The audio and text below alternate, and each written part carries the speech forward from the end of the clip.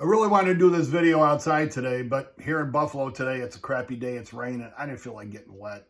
So anyway, let's talk about tuning crankbaits.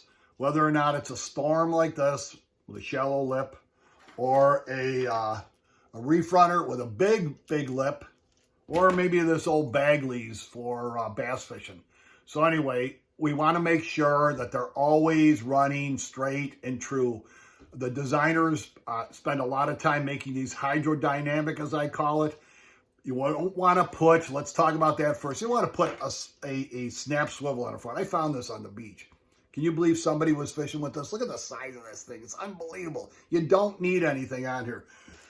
Crankbaits or stick baits are actually designed to tie the line directly to the split ring, and it works optimum like that. You can use a small snap. You don't need the 100-pounders. You need maybe a 20 or 30-pound test for walleye fishing, and that's mostly what this is geared toward, because we're going to demonstrate the OR40 EZ crankbait tuner. It's about 23 bucks on their website. It replaces a pair of pliers for tuning your crankbaits. It really works easy. You don't need pliers anymore. For 23 bucks, I mean, a good pair of pliers cost that much anyway. All right, so say we're using this reef runner and it's running to the, let's say I'm looking at it and it is running to the right. I want to bend that to the left. It's got a little long end on the pliers and a short one.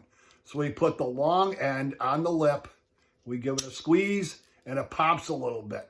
That'll move that just a slight bit. So you try it, stick it back in the water, reclose the jaws each time you do it. Say it's not enough. We'll go and try it again. Gave it a little more movement. So it's not moving enough, so it also has a tension knob on it. You can crank this down so it's a little more, give a little more tension. Close the lips up again, or the pliers up again. Give it another pop. Keep trying it. Run it to the left, run it to the right. That's what you want to do. You want to make sure it runs straight and true. It's so important to do that. You don't want, again, once again, no snap swivels on those, because it just changes the whole dynamic. Can you imagine this? I can't believe it. Anyway, crankbaits, when they're running true, you might say, Hanley, I know you're a bottom bouncer with night crawlers, and I do use a lot of them. But back in the 80s, I actually had a surgery in my right arm from jerking baits like this while I was bass fishing. And when they ran straight and true, I have one old Bomber Long A that I probably won 10 grand in the 80s. That'd be equal to about $100,000 nowadays. But make sure they run straight and true.